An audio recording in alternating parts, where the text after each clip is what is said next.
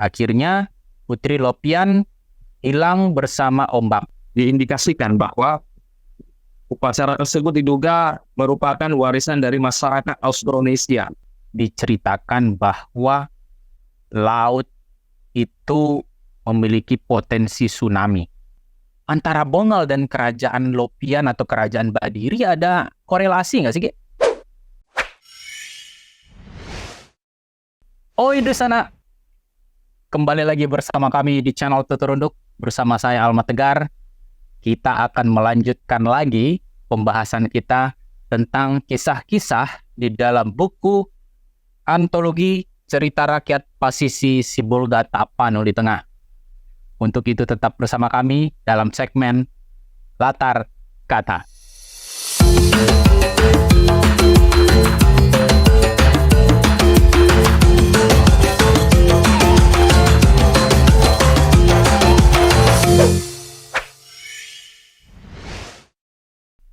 Sana Tuturunduk, akhirnya kita sampai pada episode kelima. Ketika kita pada episode pertama sudah membahas tentang Putri Runduk, yang kedua tentang legenda Ujung Sibolga, yang ketiga tentang legenda Bukit Batara, dan yang keempat tentang Putri Andam Dewi. Jangan lewatkan untuk sanak semuanya menonton 4 episode tadi ya. Kali ini pada episode kelima kita akan membahas tentang Putri Loppian. Ya, lagi-lagi saya tidak sendiri. Saya bersama salah seorang narasumber yang tentunya terlibat dalam penyusunan buku cerita ini. Beliau berperan sebagai pengarah ilustrasi yang ada di masing-masing cerita yang ada di dalam buku ini. Untuk itu kita sapa Bang Ahmad Naufal. Assalamualaikum. Oke, Nopal. Waalaikumsalam warahmatullahi wabarakatuh. Bung Alma Tegar Nasution beserta sanak-sanak sekalian. Siap. Wah, lagi-lagi kita syuting malam nih ya, Ge ya. Ya. Adem ya. Oke. Ya, betul. Kadang-kadang kalau malam tuh otak lebih jernih gitu ya untuk berpikir gitu ya. Ya, dan juga untuk bersemedi. Tapi dalam bincang-bincang gitu. Ya, sudah dipikir gitu. Oke, Ge. Kali ini kita akan membahas tentang kisah Putri Loppian. Kisah ini merupakan naskah terpanjang yang ada di dalam buku cerita rakyat Pasisi ini. Betul. Bisa dibilang agak lumayan kompleks lah ya, dari awal hingga akhir cerita. Sebelum kita mulai pembahasan, Ge, seperti biasa kita bacakan dulu ya sinopsisnya ya. Ya. Biar sana Tuturunduk semua pada tahu nih apa nih cerita tentang Putri Loppian. Yang pasti pada kenal gitu ya, ada daerah namanya Loppian. Baik, dikisahkan seperti ini. Pada zaman dulu kala ada kerajaan Loppian yang tinggallah di sana sebuah kerajaan dengan peradaban yang cukup maju. Ada raja ratu, kemudian adanya juga Putri Loppian yang saat itu masih kecil. Ayahnya berpesan kepadanya dengan memberikan kalung emas yang disampaikan bahwa jangan lepas kalung emas ini, pakailah terus. Dan yang kedua adalah ketika nanti umur pernikahanmu menginjak umur 17 tahun, lakukanlah upacara mengusung bunti. Inilah pesan ayahandanya, yang dimana dalam waktu dekat gitu ya, tiba-tiba terjadi bencana alam. Gempa bumi yang hebat, kemudian air surut, dan kemudian disusul oleh gelombang besar. Kita pada tahu itu semua adalah bencana tsunami yang akhirnya seluruh kerajaan Sirna hanya tinggallah seorang Putri Lopian yang berhasil bersembunyi sebatang kara. Dia ditemani oleh beberapa hewan-hewan yang memang menjadi temannya, dan yang terutama adalah seekor kura-kura. Sejak itu Putri Lopian harus menjadi penyintas. Dia harus bertahan untuk hidup di hutan kala itu. Nah, suatu ketika sudah dia menginjak remaja, ada penduduk dari kerajaan Sipan Siaporas. Ya, ada penduduk yang melihat sosok dari Putri Lopian ini. Namun karena Putri Lopian ini sangat lincah dan misteri gitu ya, mereka menganggap ini sosok hantu gitu ya. Akhirnya kabar ini tersebar luas di kerajaan Sipan Siaporas dan berkomunikasi dengan raja dan guru spiritual yang ada saat itu. Akhirnya guru spiritual menyarankan untuk ayo kita melaksanakan upacara mengusung bunti agar dapat jawaban lah, kurang lebih seperti itu. Ketika upacara mengusung bunti dilaksanakan, tiba-tiba muncul sosok wajah Putri Lopian di bulan purnama. Kala itu bulan purnama. Dan akhirnya Pangeran Badiri penasaran. Dia ingin bertemu dengan putri itu dan muncullah ide dan diyakini bahwa Putri Lopian pintar memasak, dilakukanlah sayembara memasak. Dan ternyata sesuai dugaan, Putri Lopian menjadi kontestan sayembara memasak tersebut dan masakannya enak. Disitulah akhirnya bertemu dengan pihak kerajaan, tentunya dengan Pangeran Badiri. Dan singkat cerita mereka menikah. Nah, dalam pernikahan itu Putri Lopian memang menyampaikan sejak awal bahwa nanti di usia pernikahan mereka menginjak umur 17 tahun akan dilakukan upacara mengusung bunti. Nah, singkat cerita akhirnya dari kerajaan Sipan Siaporas berubah nama menjadi kerajaan Badiri sesuai dengan nama Raja Badiri di mana ratunya adalah Putri Lopian. Nah, mereka dikaruniai 4 orang anak, 2 laki-laki, 2 perempuan. Dan ketika saat 17 tahun umur pernikahan mereka, dilaksanakanlah upacara mengusung bunti. Tiba-tiba langit gelap, cuaca ekstrim gitu ya, datanglah ombak besar. Nah, ombak besar ini luar biasa ganasnya gitu ya, tetapi yang mengherankan adalah Putri Lopian malah melompat ke arah ombak tersebut. Anak laki-lakinya ingin menyelamatkannya pun gagal. Akhirnya Putri Lopian hilang bersama ombak. Tiba-tiba cuaca cerah kembali dan sang anak sedih dan sang anak berkeluh kesah kepada ayahnya Raja Badiri, dan Raja Badiri menyatakan bahwa ibu kalian telah kembali bersama kakek nenek kalian. Artinya ketika di awal cerita kakek neneknya Raja dan Ratu Lopian, kerajaan Lopian disapu ombak, mereka diyakini menjadi penghuni dasar samudra. Begitu pula Putri Lopian juga akhirnya ikut bergabung menjadi penghuni dasar samudra. Kurang lebih itu adalah sinopsis dari cerita Putri Lopian yang selengkapnya Anda bisa baca di buku antologi cerita rakyat Pasisi Sibolga Tapanuli Tengah. Untuk itu jangan lewatkan untuk mengkoleksi buku ini. Ya, kira-kira itu yang bisa kita sampaikan di awal, oke? Nah, apa nih yang menarik dari cerita Putri Lopian ini, Ge? Ya, yang menarik salah satunya yaitu upacara adat mengusung bunti yang dijelaskan di dalam kisah tersebut. Upacara mengusung bunti ya?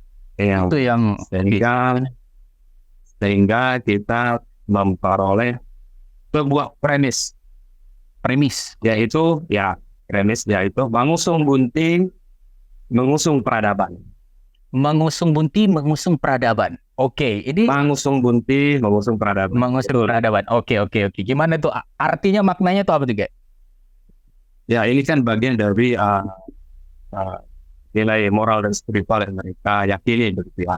Oke. Dan berkaitan dengan hal tersebut perlu kita pahami bersama bahwa Ya. upacara mengusung bunti adalah upacara adat masyarakat Tapanuli kuno, khususnya masyarakat Badiri di masa itu dalam sistem kepercayaan mereka. Ya. Itu ya. Jadi mungkin sistem kepercayaan mereka pada saat itu tidak bersesuaian dengan keyakinan kita pada saat ini. Oke. Ya. Mungkin ada pertentangan gitu.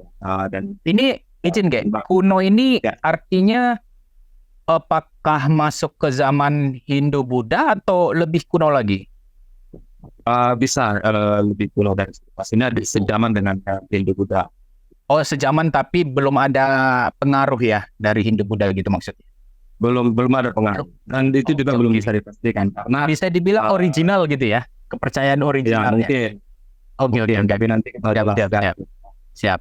Nah, lalu keyakinan mereka ya tentu saja mungkin ya bertentangan dengan keyakinan kita pada saat ini. Pertentangan itu bukan berarti harus kita partisipasi dengan kekerasan. Tentu saja tidak. Siap. Ini adalah bagaimana kita membuka wawasan kita untuk menerima hal tersebut sebagai bagian dari kajian sejarah ya. Siap. Nah, Oke. Dan juga pada saat itu agama Islam ya belum berkembang pada saat itu, belum sampai ke wilayah, Belum sampai ke wilayah. kalaupun masih belum bersifat masif ya. Oke. Nah, lalu sistem kepercayaan mereka ini ya sifatnya dinamisme gitu. Dinamisme ya. Ya, Oke. dinamisme yaitu percaya pada benda-benda gaib tertentu dan percaya pada roh nenek moyang yang mereka yakini. Siap. Dan ini adalah satu-satunya keyakinan mutlak mereka untuk membentuk karakter kepribadian luhur mereka dan juga sebuah kebijaksanaan murni dalam sendi-sendi kehidupan mereka. Jadi kita seyogianya kita bisa memaklumi hal tersebut sehingga pembahasan kita nanti tentu saja diharapkan tidak bertabrakan dengan sistem kepercayaan kita pada saat itu. Siap. Kita kontekstual ya. Kontekstual ya. Ya. Nah, jadi adapun pembahasan kita terkait hal tersebut adalah upaya kita untuk mempelajari sejarah nenek moyang kita. Yang terus memahami semesta pikir dan moralitas mereka yang sebenarnya masih kita terima hingga saat ini. Jadi masih sama-sama. Jadi ada semacam anasir-anasir gitu. Jadi dalam kebudayaan yang harus yang masih kita terima gitu dari mereka. Siap. Yang tidak begitu rasakan. Ada gitu. Ya, saya rasa itulah yang perlu kita dahului gitu, pendahuluannya gitu ya. Ya.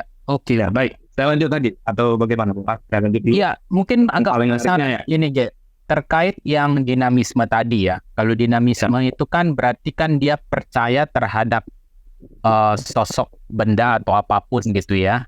Iya. Itu tuh apa menurut Oge? Itu apa yang mereka percaya kala itu? Nah, ini yang menarik Bung Alba, bahwa di sini ada 3 poin untuk membedah kisah tersebut agar bisa kita ambil hikmah dari pelajarannya. Siap. 3 poin ya. Jadi hal ini berdasarkan dari naskah wasiat dari Raja Lopian kepada Putri Lopian. Ketiga, ada 3 poin. Ya, pertama sang raja meminta kepada Putri Lopian kelak di kemudian hari sudilah kiranya Putri Lopian menikah dengan pangeran dari kerajaan tetangga. Kurang lebih itu ya narasinya. Nah, terus bisa kita maknai, kita interpretasi bahwa hubungan persahabatan 2 negara terjadi saat itu, yaitu kerajaan Lopian dengan kerajaan tetangga yang disebutkan. Siap. Jadi ada orang tadi ya. Ya, betul. Jadi sehingga ini ada semacam kesepakatan 2 negara ya. Siap. Nah, yang kedua kalung emas berbentuk manusia, dan itu ada dua. Ada dua. Ya, jadi ada dua original gitu ya, nggak ada yang palsu. Jadi dua-duanya asli. Yang satu dipegang oleh kerajaan Lopian dan satu lagi dipegang oleh kerajaan Sipan Syaporas. Iya. Dan ini bisa dimaknai sebagai benda bersifat klinik. Benda bersifat klinik atau jimat. Nah, ini adalah bagian dari sistem kepercayaan dinalisme mereka pada saat itu. Oke. Yang ketiga dan ini yang terakhir yaitu sang raja meminta Putri Lopian agar mengadakan upacara mangusung bunti. Ketika pernikahan Lopian sudah berusia 17 tahun. Betul. Di usia pernikahannya dengan Pangeran Badiri ya, Raja Badiri sudah menginjak usia 17 tahun. Mereka sudah dikaruniai 4 orang anak, 2 laki-laki dan 2 perempuan. Ya. Dan ini bisa kita terjemahkan yaitu ini adalah upaya untuk melanjutkan tradisi upacara adat warisan nenek moyang mereka. Upacara adat warisan nenek moyang untuk memohon pertolongan dari Sang Pencipta. Nah, ini upacara adat dalam sistem kepercayaan dinamisme ya. Jadi ini benar. Ya, dan menariknya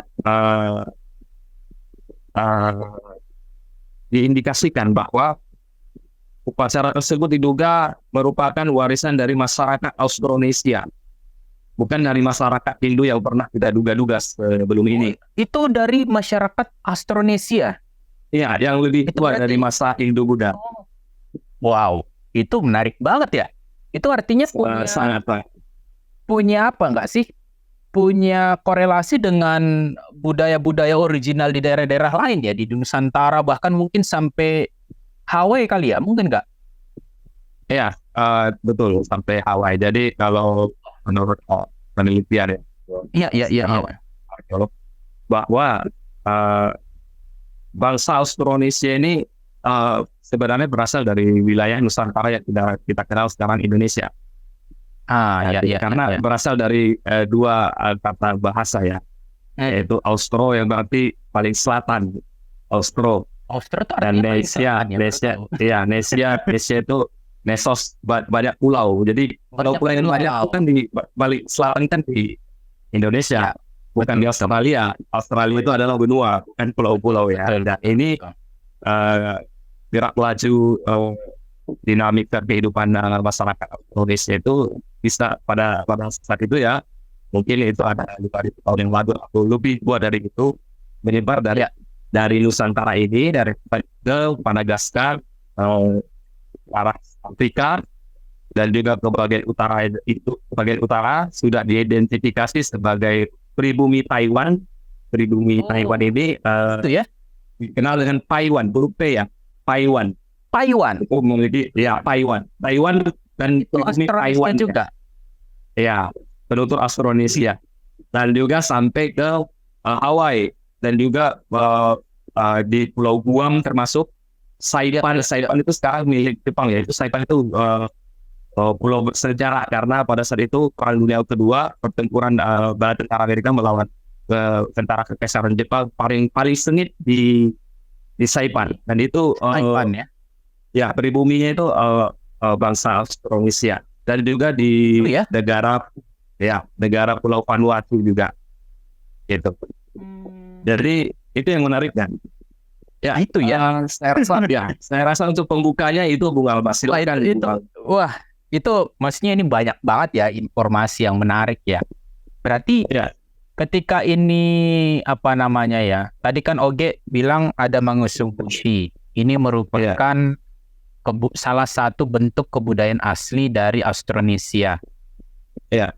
Berarti memang ada benang merah yang menghubungkan ini ya dengan seluruh bangsa-bangsa yang tersebar di Austronesia itu ya. Iya, ada. Bahkan betul. Beberapa peneliti juga ada yang mengulas ini di dalam karya-karya tulis mereka. Salah satunya juga di buku ini ya. Buku ini berjudul Atlantis, The Lost Continent Finally Found. yang ditulis oleh Profesor Arisio dos Santos dari Brazil. Luar biasa. Salah satu referensi kita. Referensinya, betul. Ya. Berarti satu lagi. Apa clipping? Saya clipping. Ini clipping juga. Clipping tentang wilayah Sundaland. Sundaland itu wilayah. Oke, yang bikin? Ya, saya kumpulkan ini 10 tahun yang lalu. Luar biasa. Saya lupa ngasih tahu tahun lalu ini deh. Tentang penulis buku itu penulis buku seorang ilmuwan Inggris bernama Stephen Oppenheimer. Luar biasa. Ini jujur, istilah clipping aja kayaknya baru terdengar lagi di sekarang. Kayaknya baru mencoba itu agak jarang dulu. Nostalgia. Ya, nostalgia dikit lah masa-masa sekolah tahun 90-an. Berarti nggak heran kalau ternyata kalau misalnya kita baca ya dalam kisah itu kan mengusung bunti itu kan kayak ada semacam mempersembahkan semacam sesajen atau hasil-hasil bumi gitu kan, atau hasil laut kepada lautan atau penghuni laut gitu kan. Nggak heran juga kalau ternyata budaya ini tuh ada di hampir setiap tempat ya masyarakat pesisir ya di Nusantara ini kan. Mungkin kita bisa lihat ya masih eksis gitu di beberapa daerah-daerah lain. Ya mungkin cikal bakal dan akar budayanya itu di sini gitu kan.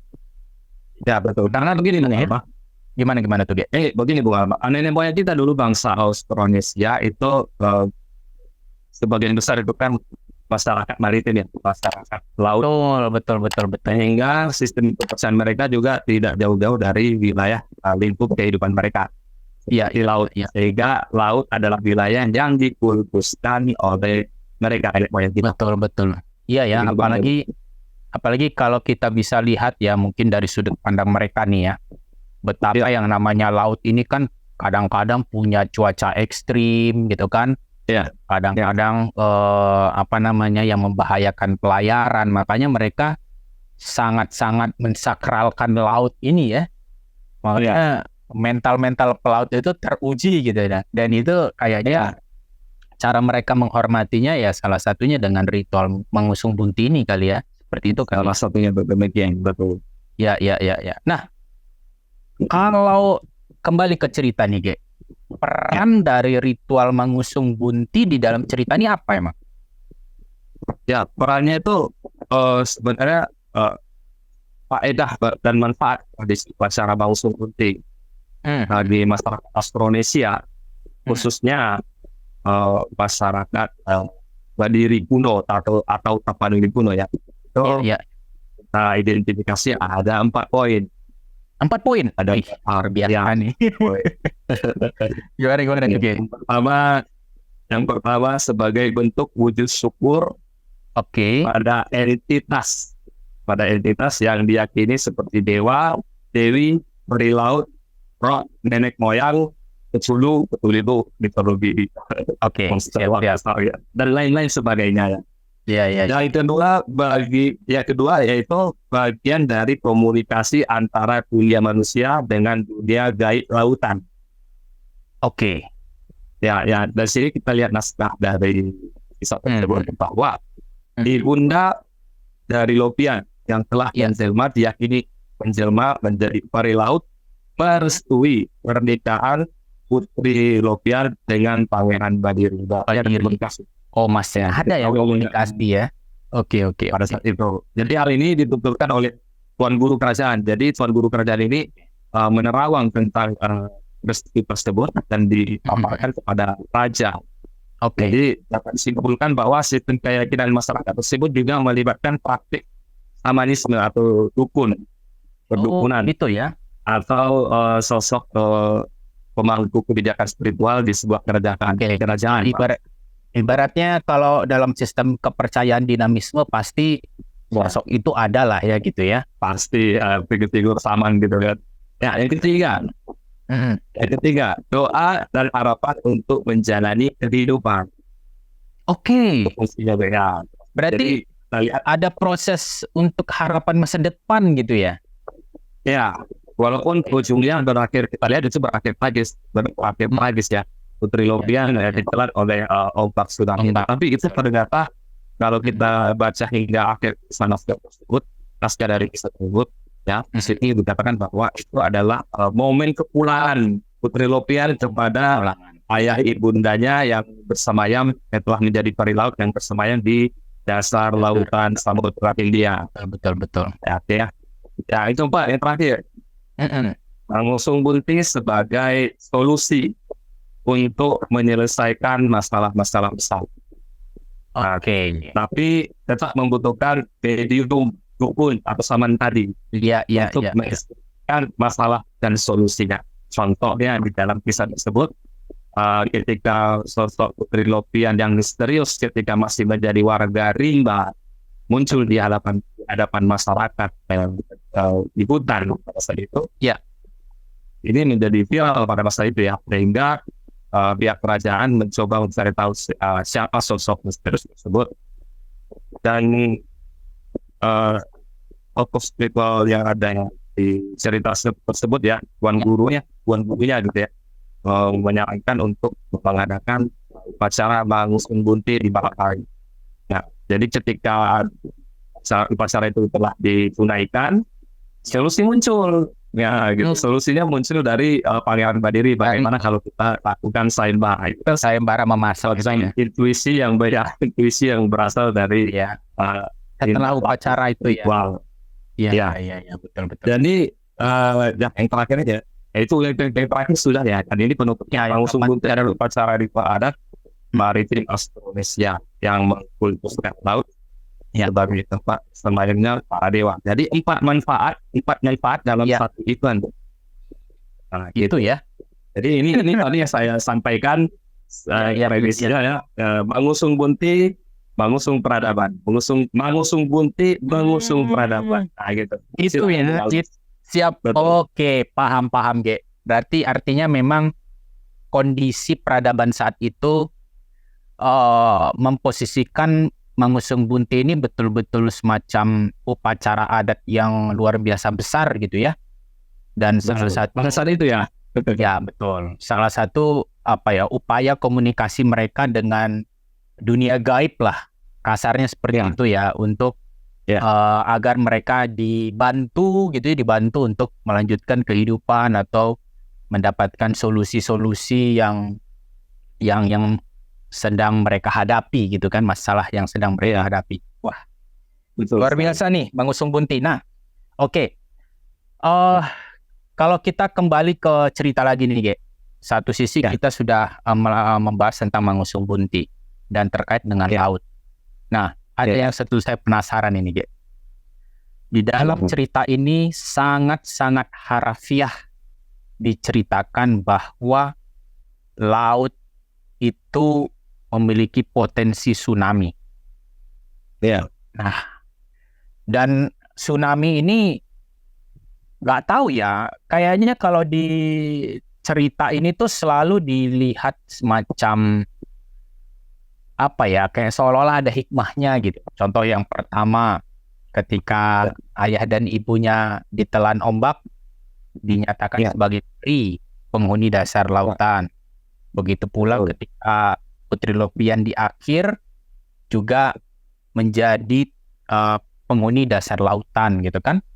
Nah, secara kalau kita lihat memang tsunami di pantai barat Sumatera ini bukan hal yang yang baru gitu ya, apalagi kita pernah gitu ya, mohon maaf, menghadapi bencana yang luar biasa besar gitu ya ketika pertama kali di Aceh. Itu untuk seumur hidup kan tahun 2004 itu.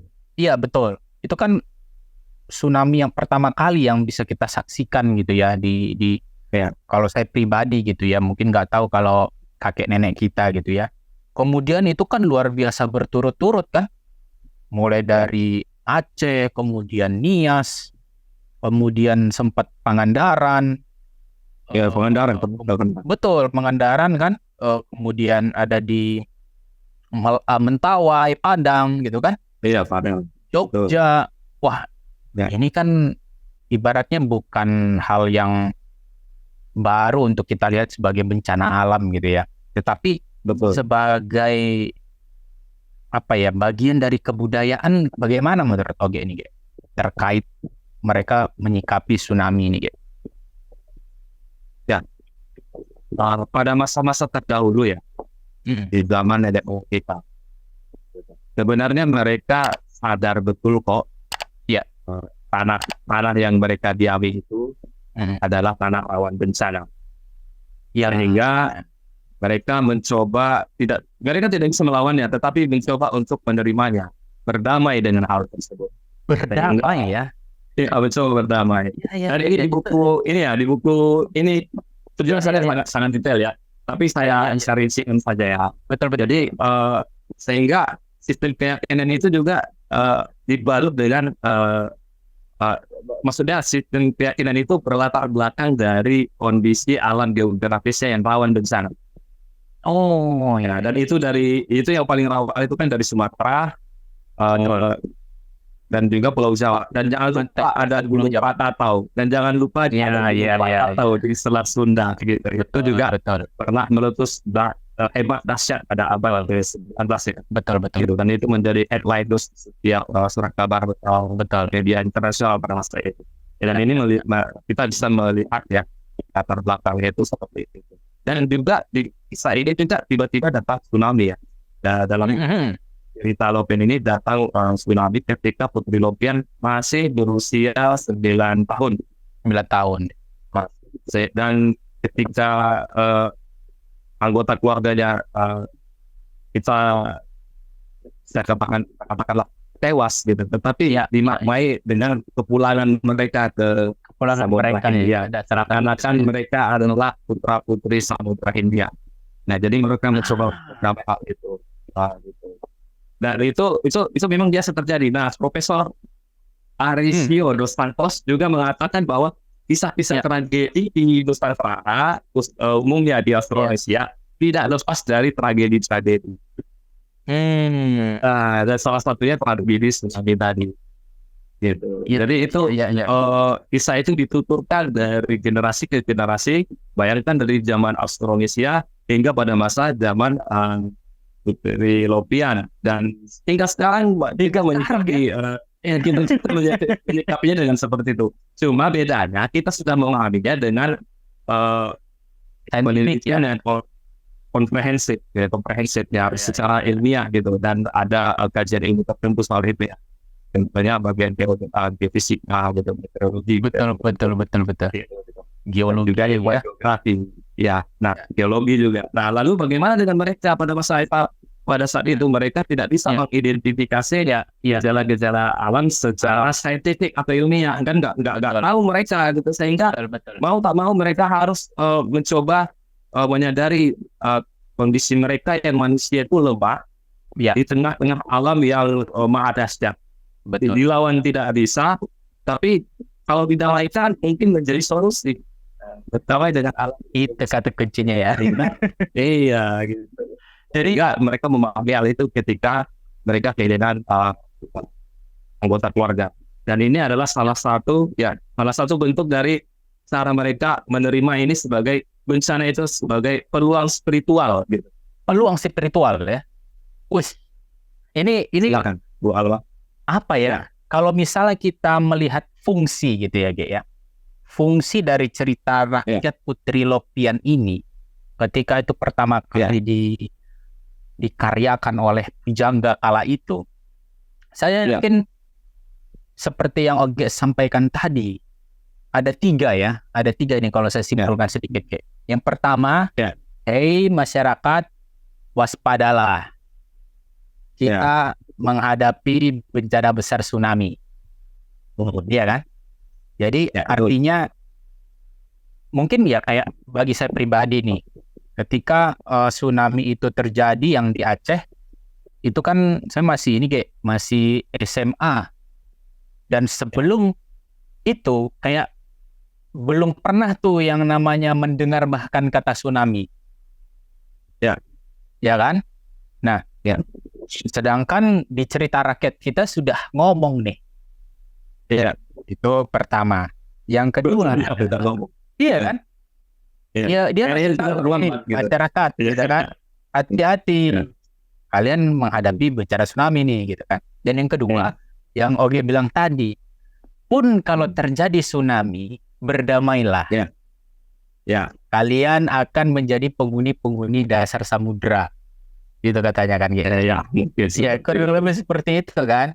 Walaupun kita sudah memiliki sistem kepercayaan yang berbeda dengan mereka. Betul lah. Itu kala itu. Dan yang terakhir adalah bagaimana dia mewariskan ritual pengusung bunti. Di mana punya korelasi dengan kepercayaan dinamisme tadi ya. Mereka mengkultuskan laut gitu ya sebagai kekuasaan yang luar biasa, khususnya kan Austronesia yang tadi Ogi bilang tadi ya, orang-orang kepulauan yang tentunya hidup di atas laut itu merupakan bagian dari peradaban mereka gitu kan, yang betul ya. Betul. Iya, luar biasa. Nah, ini Ge, ada satu hal yang bikin penasaran nih Ge. Kalau mungkin sanak-sanak semua lihat posisi yang ya mungkin nggak tahu ya Lopian yang dimaksud zaman dulu, tapi oke lah kita bikin referensi Lopian masa kini gitu ya. Itu kalau kita lihat itu memang berdekatan dengan Badiri, dengan Jago-Jago, bahkan dengan situs Bongal yang baru-baru ini ditemukan. Kita bilang untuk ukuran arkeologi baru-baru inilah itu Ge ya. Untuk ukuran tahun 2022. Nah itu benar-benar baru itu Ge. Artinya dan itu di artefak yang ditemukan itu dia ada di dalam tanah gitu, yang kalau diduga memang kalau tidak salah dulu pernah diskusi dengan Pak Nurdin Ahmad, salah satu memang senior kita di dalam dunia sejarah ya. Beliau menyatakan diduga ada tsunami, tapi beliau sudah melakukan riset tahun berapakah tsunami itu terjadi, itu memang belum ketemu Ge. Tapi kalau kita lihat dari cerita ini kan seolah-olah kayak ada benang merahnya gitu Ge. Memang jangan-jangan Bongal ini adalah tersapu tsunami. Menurut Oge, antara Bongal dan kerajaan Lopian atau kerajaan Badiri ada korelasi nggak sih Ge?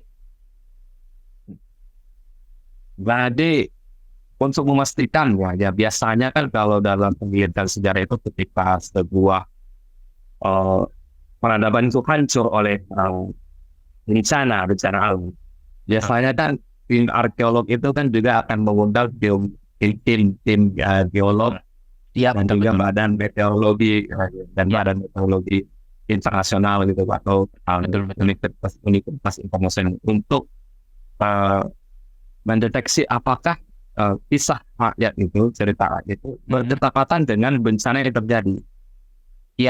Kan ada perbedaan komprehensif seperti itu. Saya belum tahu nih.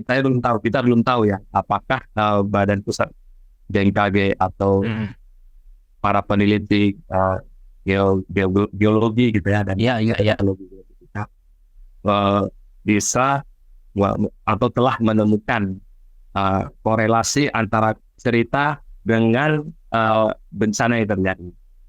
Jadi kalau seumpamanya bencana itu sudah ditetapkan dan bisa dipastikan tanggal dan tahunnya gitu ya.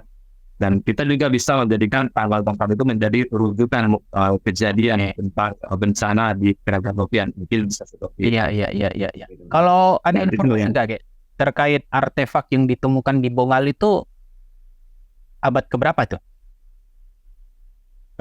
Saya juga menemukannya dari sumber internet dari kompas.co.id yang disunting oleh Sekar Gandawami di tanggal 13 Februari 2022. Diketahui mungkin situs Bongal dahulunya eksis dari abad ke-7 hingga ke-10 Masehi. 7 ke 10 ya. Masehi. Jadi 200 tahun lebih tua dari temuan yang pernah diteliti di Barus. Oke. Nah, itu nggak heran juga ya kalau kepercayaan kala itu belum ini ya, masih kepercayaan asli Austronesia sepertinya gitu ya. Ya, dari situs ini terletak di Jago-Jago. Jago-jago. Jago-Jago. Ya, Ya. Jago-Jago itu kan beberapa tahun yang lalu tuh terkenal karena batu cincin. Batu cincin ya. Ya. Terus ini Jago-Jago di tawaran di tengah. Jago-Jago di tawaran di tengah. Di lokasi ini terdapat Sungai Lumut, namanya Lumut. Sungai Lumut bernama Lumut yang bermuara ke Laut Teluk Topian Nauli yang berseberangan langsung dengan Samudra Hindia. Iya, Jadi berseberangan langsung. Jadi kalau supaya kita bisa mengandaikan gitu ya, mensimulasikan ya dengan pikiran kita, andaikan supaya terjadi tsunami, gelombang pasang tsunami menerjang sebuah pemukiman dan mungkin beberapa korban akan diseret hingga ke tengah lautan, mungkin seperti itu. Iya. Ya, mungkin seperti itu. Jadi orang tuanya si Putri Lopian mungkin mengalami kejadian yang seperti itu ya. Oke. Ya, itulah. Berarti korelasinya seperti itu, Ge ya. Artinya memang ketika diceritakan ya dalam cerita rakyat ini kan kerajaan Lopian dihantam tsunami gitu ya. Kemudian juga setelahnya ketika Lopian juga Putri Lopian juga terakhir akhirnya juga ditelan oleh tsunami kan, kurang lebih seperti itu kan, Ge ya. Berarti kan dan itu tidak menutup kemungkinan memang kerajaan atau peradaban yang ada situs Bongal yang kita ketahui saat ini itu juga diterjang oleh tsunami, apalagi tadi kan abad-abadnya juga cukup tua dibanding Barus kayaknya. Iya, tua dibanding Barus. Tapi ngomong-ngomong ada ini nggak sih? Ada bisa diambil kesimpulan nggak sih, Ge? Kalau setting dari Putri Lopian ini, setting cerita rakyat ini kira-kira tahun berapa deh kira-kira? Kalau kita lihat, apakah setelah Barus, karena kan abad ke-10 ya gitu ya? Ya. Jadi ya, ini abad ke-7 hingga ke-10 Masehi. Nah, dikatakan 200 tahun lebih tua dari yang pernah diteliti, sedangkan dipisah Putri Runduk, setting ceritanya 7, berarti sama seperti ini. Sama ya, sepertinya ya. Iya, tapi kalau cuma nggak tahu juga menurut argumen peneliti itu yang benar yang mana kan kita belum tahu. Iya. Kalau umpamanya itu lebih tua dari Barus, ya mungkin saja. Tapi kalau saya menjuganya mungkin sama karena memiliki komoditas alam yang kaya. Betul ya. Sama seperti Barus. Contohnya begini ya, menurut peneliti ahli utama Pusat Riset Arkeometri Badan Riset dan Inovasi Nasional, disingkat BRIN, BRIN, yang bernama Muhammad Fadlan Suaib Intan di tahun 2022. Beliau menjelaskan bahwa situs tersebut, situs Jago-Jago ya, situs Bongal mungkin. Yang jelasnya di sini Jago-Jago mengandung sumber daya mineral berupa emas. Hal ini diperkirakan menjadi salah satu alasan tujuan pedagang asing dan petualang asing untuk masuk ke wilayah tersebut. Oke, emas ya, Ge ya? Emas ya. Ya ibaratnya ini semacam indikasi juga kan. Tadi kan Oge sampaikan ada jimat ya, yang kalung emasnya Putri Lopian itu kan salah satu semacam cuplikan aja gitu kan, cuplikan kalau kita punya emas loh gitu, jadi kalungnya si Putri Lopian gitu kan. Ya, dan ini juga saya juga yakin soal ini ya, karena saya punya kenalan lah gitu ya. Di tempat saya bekerja, saya kan di industri perhotelan gitu ya. Jadi tamu-tamu penginap itu ada tamu itu penambang emas. Penambang emas? Ya, dan lokasinya coba teman-teman di Jago-Jago. Iya. Namanya siapa ya, Pak? Aduh. Mungkin jangan disebutkan namanya kali ya. Gak usah tebel. Ya, tapi ada. Ya, gitu. Dan itu katanya banyak emasnya. Banyak, makanya mereka rutin. Banyak ya, rutin. Rutin. Tapi sekarang sudah enggak lagi. Mungkin mereka punya kesibukan yang lain mungkin. Itu kan membuktikan bahwa wilayah sana itu wilayah kandungan mineral alamnya kaya gitu ya. Dan memang kalau zaman dulu kan dalam bahasa Sanskerta kan Pulau Sumatera kan dibilangnya Swarnadwipa kan. Swarnadwipa atau Swarna Bumi sama saja. Artinya Swarna itu artinya emas ya kalau nggak salah ya. Warna emas. Boleh emas tapi bisa diasosiasikan ke surga boleh. Emas itu asosiasi surga yang ya artinya kan memang terkenal banyak emasnya. Kalau saya pernah ngobrol sama teman geologi, ya, di situ ada gunung api. Ya. Itu ada urat emas katanya. Boleh, urat emas. Ya, jadi kan yang namanya patahan Sumatera ini kan gunung api semua nih, otomatis itu ada urat emas. Kan kita juga tahu ya kalau di dekat Karasana ke Batang Toru, kan memang. Oh iya. Batang Toru sendiri kan ada perusahaan penambang. Artinya kan sumber daya emas di sana itu memang terbukti gitu besar gitu. Nah, Oke, mungkin ini terakhir nih, Saya penasaran terkait sosok kura-kura, Ya. Nah, kura-kura ini kan jadi bisa dibilang jadi sahabatnya Putri Loppian ketika dia hidup bertahan diri sendirian gitu di dalam hutan hingga akhirnya menikah dan punya anak gitu ya. Ini ada simbol gak sih terkait kura-kura ini? Karena spesial banget disampaikan di dalam cerita ini, sebelum kita membahas kura-kura, mungkin kita lebih membahas tentang karakter Putri Loppiannya terlebih dahulu. Oke, siap. Boleh. Karena bisa, supaya bisa berkorelasi dengan siapa karakter kura-kura ini ya. Oke, siap. Nah, jadi kalau di dalam cerita Putri Loppian ini jarak usia yang dikisahkan 9 tahun sampai mungkin lebih dari 20 tahun. Iya. Pada saat itu dia sebagai warga rimba, penyintas, betul. Dan dia memiliki keahlian meramu obat-obatan, memasak, mahir berburu juga kan, karena dia bawa tombak. Betul. Bercocok tanam, pasti bertani karena dia punya bahan-bahan sayur-sayuran dan buah-buahan. Dan juga pawang satwa liar. Iya, dia berteman dengan harimau, betul. bakura, monyet kera ya, dan biji rusa dan lain sebagainya. Ya. Dan terus di kisah itu dikatakan, nah ini nih ciri khas Austronesia sekali gitu, mahir mengemudikan sampan. Mengemudikan sampan. Itu spesifik banget ya disampaikannya. Ya. Lalu kita muncul pertanyaan. Kenapa Putri Loppian bisa bertahan hidup dengan berbagai bakat dan keterampilan yang mumpuni sedemikian? Kok bisa? Betul. Siapa yang ngajarin? Jadi kalau menurut cerita mungkin tidak ada yang ngajarin. Tetapi karena dia menyimpan jimat, gitu ya. Jadi jimat itu kan kalau emas berbentuk manusia. Ya. Jadi itu yang menjadi penuntun dia. Dan satu paket dengan kehadiran kura-kura yang mendampingi dia ya, berfungsi sebagai pendamping dia, sahabat dia, dan juga penuntun dia nantinya untuk kembali ke lautan Samudra Hindia, begitu. Ya.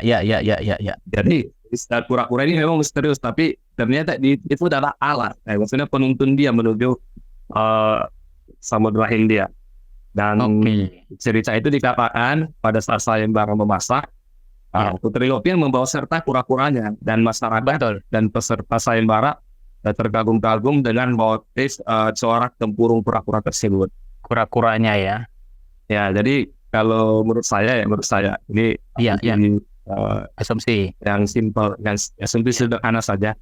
Mungkin ketertarikan mereka dengan motif ragam corak tempurung kura-kura itu menjadikan inspirasi mereka untuk ragam hias pakaian. Tapi belum apakah memang ada gitu. Karena kalau seumpamanya kura-kura itu dianggap sebagai penuntun sang Dewi Loppian, apakah si Putri Loppian sudah berubah menjadi sebagai figur adikodrati, memiliki sifat kedewian seperti itu. Berarti apapun atribut yang dimiliki tidak bisa menjadikan ragam hias di dalam pakaian gitu, Pakaian ya. dan sebagainya, bisa saja seperti itu. Iya. Aslinya kan Bung Alba. Ya, berarti artinya kura-kura ini punya signifikansi kebudayaan ya, artinya berarti ya di dalam Ya, di masyarakat kuno bahkan. ya kalau di Putri Lopia sendiri, dia memiliki dua kunci yang bersifat yang bersifat spiritual ya, adik kodrat, yaitu Zimat tadi ya, Zimat tadi kalung tadi, dan si kura-kura gitu. dan si kura-kura. Jadi itu yang ibaratnya itulah pendamping dia ya, ketika dia ya, harus hidup seorang diri gitu kan. iya, Jadi betul. nggak tahu nih Ge ya, terlepas dari memang ini adalah sosok misteri ataupun simbol budaya gitu ya. Tapi nggak tahu ya, kadang-kadang secara harafiah kan kura-kura ini juga menjadi simbol ekosistem mungkin gitu ya. Ya, bisa. Artinya ya mohon maaf ketika saat ini apakah kita bisa masih menyaksikan kura-kura di sekitar hutan yang ada di atau di perairan gitu yang ada di sekitar Teluk Tapia Nauli ini kan, itu kan jadi Ada. Saya Ada ya? pelihara satu. Saya sempat pelihara satu. itu asli dari sana. Dari Lopian sekitar. Dari Lopian ada ya? Oh, ada jago. Waktu itu iya. belum ada. Sebenarnya dari saya. Di share Ge. Oh ya, nanti dari Instagram saya share ya. Ini fotonya autentik. Itu Jenisnya itu endemik sana, asli. saya nggak tahu yang di sana gitu. Cuma kalau saya Dia lihat dapatnya dari sama mana? motif Brazil gitu. Cuma tempurungnya hitam, nggak ada motif ragam bias yang Nggak ada kayak motif solid ya. Itu nggak ada. Oke. Nanti saya share dari Instagram nanti. Saya Siap. screenshot saya bagikan nanti. Siap. Baik, mungkin saya pikir sudah cukup banyak kita bahas ya Ge ya. Ada lagi nggak kira-kira yang Belum. tersampaikan? Masih ada Ge? Belum ada satu lagi yang belum lengkap. Siap. Silakan Ge. Yang mencirikan ini Austronesia. Oke, silakan. Nah, ini disahkan ketika Putri Lopian sudah diterima di kerajaan Simpan Syaporas, dan dia dipingit sebelum upacara pernikahannya dengan Pangeran Badiri. Iya. Dan dia di situ meminta kepada dayang-dayangnya dan staf kerajaan untuk menyediakan semacam sesajen, yaitu pulut. Pulut itu nasi ketan ya. Ketan, iya. Yang mana nanti nasi pulut ini atau nasi ketan ini akan diarak dengan sampan kecil. Berarti ada upacara seperti itu. Ada upacara seperti itu ya. Iya, nasi ketan atau pulut, bakso kita kan si pulut itu ya kan. Betul. Tapi kan pasti dimasak lah, tidak mungkin mentah-mentah tuh kayak sawo. Dan sebenarnya dalam bahasa Indonesia tidak mungkin mentah, pasti dimasak berupa tumpeng. Pasti dimasak ya, betul. Dan di lauk ke lauk.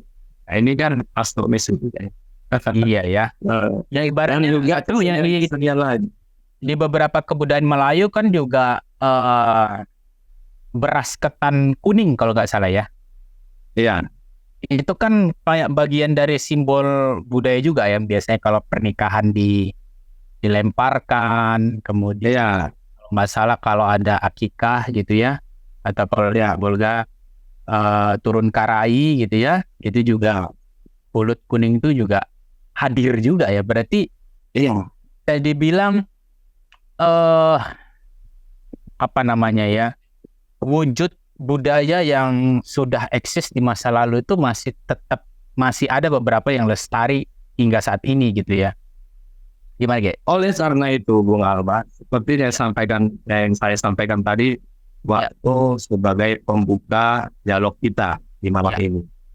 Jadi yang saya katakan tadi bahwa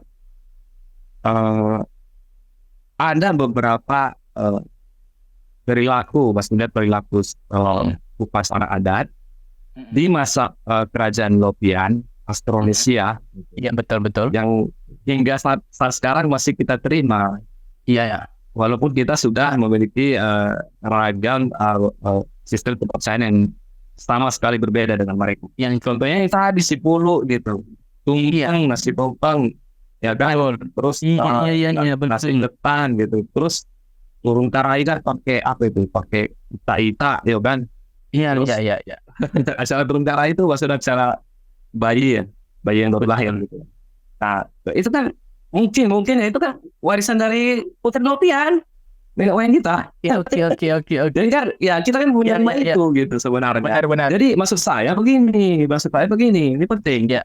Mungkin kita mungkin ada beberapa orang yang menentang hal ini untuk kupas gitu, bisa menyesatkan atau apa, tapi kita nggak, kalau kita memiliki keyakinan ya kita berjalan dengan keyakinan kita, tapi coba kita lihat bahwa ada beberapa tradisi yang cukup positif bagi kita, contohnya kenduri, mengundang tetangga, terus dirubah bertransisi menjadi mengundang anak yatim, begitu maksudnya. Betul. Dan ini anasir yang halus, sebenarnya kan peninggal budaya halus sekali gitu ya, yang kita terima dari nenek moyang, dan inilah harta karun kita, begitu bukan Mas? Ya mungkin ini juga terkait ini ya, mungkin kita tidak akan perlu bahas agak panjang ya, terkait mengusung bunti tadi ya.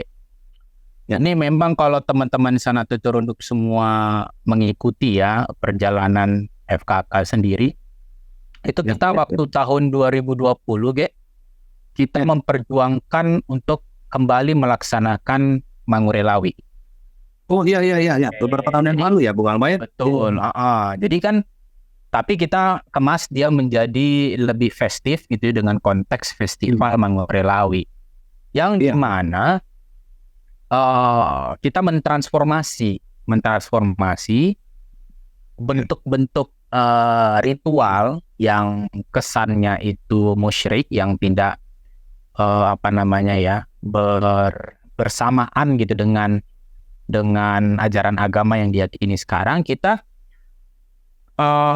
memurnikan makna harafiah dari Mangurelawi yang berarti melestarikan laut atau mengkonservasi laut. Itu makna harafiahnya. Tadinya dulu Mangurelawi itu selain ada kenduri juga itu tadi ada bersyukurnya juga gitu ya, juga ada semacam melarung kepala kerbau ke dalam laut gitu kan. Nah, tetapi kita mengganti, tetap ada upacara syukurnya gitu ya, dengan dengan komunitas-komunitas nelayan dan seterusnya. Tetapi kita juga mengubah yang tadinya menanam kepala kerbau, kita menanam kerangka jaring laba-laba untuk media terumbu karang. Luar biasa. Gitu. Jadi artinya kita dalam proses itu tuh kita mengkomunikasikan nilai-nilai konservasi terhadap laut gitu ya, terhadap lingkungan dalam konteks. Jadi memiliki nilai ekologis ya. Nilai ekologis. Jadi kalau misalnya tadi ekologisnya dengan bunti tadi jangan. Memang satu sisi mengusung bunti itu sudah bisa dibilang ditinggalkan ketika namanya kan evolusi kebudayaan. Suatu ketika ada tokoh adat bilang kita hentikan mengusung bunti karena tidak sesuai dengan keyakinan kita lakukan Mangurelawi. Mungkin itu transformasi pertama mungkin ya. Iya, luar biasa sukses waktu itu ya. Iya, artinya kan gini zaman dulu kan betul-betul secara harafiah kan mengusung bunti ya. Artinya ada semacam sesajen yang dipersembahkan ke penghuni samudra gitu kan, peri atau penghuni samudra gitu. Tapi ditransformasi sehingga saat ini tuh lebih ke arah kita bersyukurnya masih tetap. Tadi kan ada 4 fungsi kan bersyukurnya masih tetap. Kemudian kita bagaimana berkomunikasi dengan ekosistem laut. Artinya kita tidak merusak laut. Kita malah memperbaiki laut gitu kan. Yang ketiga, menjadi harapan. Iya kan, biar laut ini bisa kembali lestari dan hasilnya bisa kita nikmati, bukan sekedar perikanan tapi juga terkait pariwisata gitu kan. Dan yang terakhir itu tadi kan yang terakhir kalau nggak salah nomor 4 itu adalah semacam mencari jawaban, solusi. Kan kalau kita sudah kenduri bertemu dengan sanak saudara, bertemu dengan kolega-kolega kan pasti ada pembicaraan. Silaturahmi lah itu ya. Pasti ada silaturahmi. Pasti ada permasalahan yang bisa diselesaikan. Ya, itu sebenarnya filosofi yang dahulu pernah dibangun gitu ya melalui mengusung itu masih punya benang merah dengan apa yang kita lakukan ini. Saya pikir apa ya benang merah yang menarik sebenarnya. Tapi nanti kalau misalnya terkait Sana Tuturunduk penasaran apa itu Mangorelawi, silahkan ubek-ubek websitenya FKK Sibolga Tapteng. Di situ sudah ada gitu ya. Tapi untuk terkait dengan mengusung putih ini, ibaratnya diskusi kali ini tuh betul-betul memberikan pencerahan gitu, Ge. Apalagi kan yang Bung Alma dan rekan-rekan sekalian yang sudah melaksanakan upacara upacara adat ya, Mangorelawi gitu, berarti kan secara langsung gitu ya bahwa Bung Alma dan rekan-rekan sudah menerima warisan dari Putri Lopian. Ya, berarti putri Austronesia ini bangga kita ini. Luar biasa. Anda pewarisnya ternyata ini. Ya. Alhamdulillah masih. Alhamdulillah gitu. Dengan transformasi yang lebih yang mudah-mudahan berkelanjutan ya. Amin. Mudah-mudahan lah. Ya, bisa kita lanjutkan. Jadi kita punya dasar yang kuat kan bahwasanya ini tuh bukan hal baru, tetapi Jawad Putri Lopian yang mungkin settingnya tuh bahkan tadi sebelum Barus bahkan gitu ya, kalau diduga ya lebih tua dari Barus ya. Dari Barus gitu ya. Ini bisa menjadi lestari lah kurang lebih sebagai jati diri bangsa juga. Mungkin malam ini itu dulu Kek.